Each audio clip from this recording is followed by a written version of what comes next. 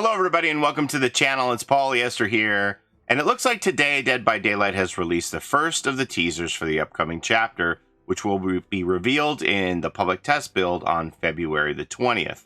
But until then, it looks like they're going to give us some dribs and drabs of teasers and clues about what we can expect in this chapter.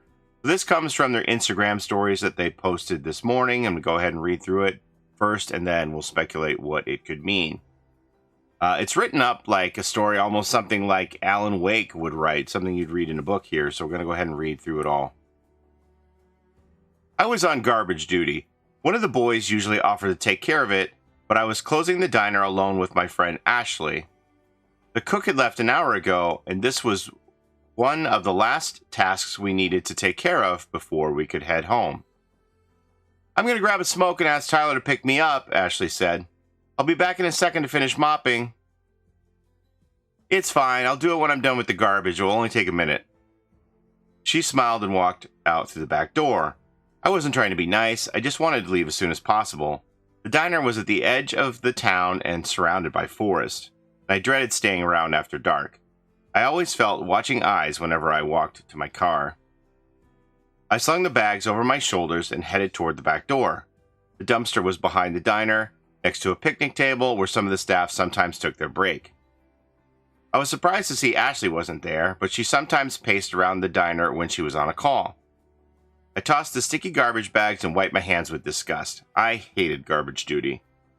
I was about to head back inside when I noticed something glowing at my feet. Ashley's phone. I looked around nervously. Ashley wasn't known for pranks. I picked it up and took my own phone from my back pocket. I wasn't sure what to do or who to call.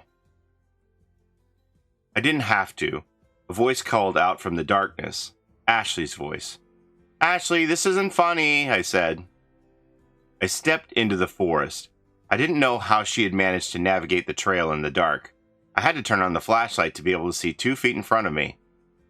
I let her voice guide me, but I still couldn't make out what she was saying. She sounded distant, distorted. I want to go home, I insisted. Please, can we get back to the diner now? She either didn't hear me or pretended not to. I could tell it was close when I caught a glimpse of blonde hair in the distance. Hello, Tyler, she said, her voice hoarse and strained. Is Tyler with you? I asked, pointing the light ahead. I could see 2 figures. One of them shorter, leaned against the trunk of a tree, while the other, taller, stood a little to the side. The first one must have been Ashley, but the second one looked wrong, twisted.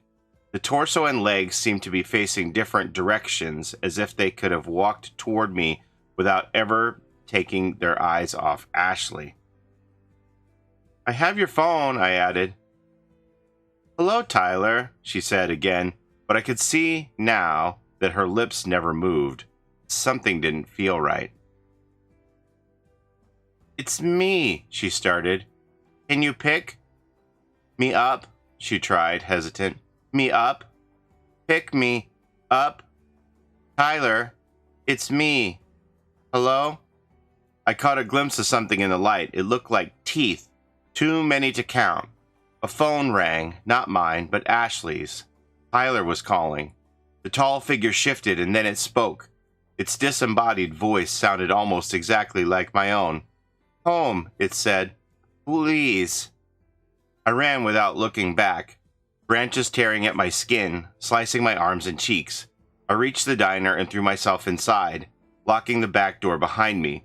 I waited for a thump, a crash against the door, but it never came.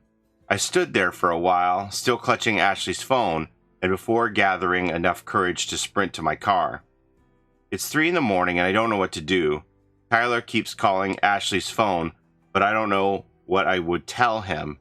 I want to believe this is a cruel prank, but I can still hear it now, floating softly through my window, a voice, haunting and familiar, so close to my own.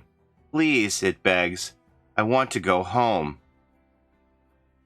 So, what do we think of this? It sounds kind of like a doppelganger kind of a character here that is able to imitate. So this is a pretty interesting idea here. Are we going to get the copycat, the mimic character that we've wanted for so long? Is that something that DBD is going to be able to actually do here? This is very intriguing. My friend says that they believe that it sounds kind of like a Native American legend, the Skinwalker, that uses voices, sounds to lure people into the forest and is very good at mimicry. So stay tuned to this, but that's all I have for you right now. It's very intriguing, and I can't wait to see what else DBD has up their sleeves to slow burn tease this chapter. Well, let me know, what do you think? What do you make out of all of this? Are you excited? Are you intrigued? Let me know what you make of all of this Instagram story, and where do we go from here?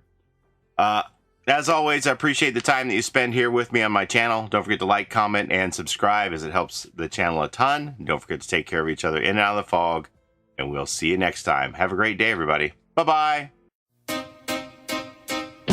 It's a Gen Rush life for us. It's a Gen Rush life for us. Set a hiding, we do gens. Set a randoms, we got friends. It's a Gen Rush life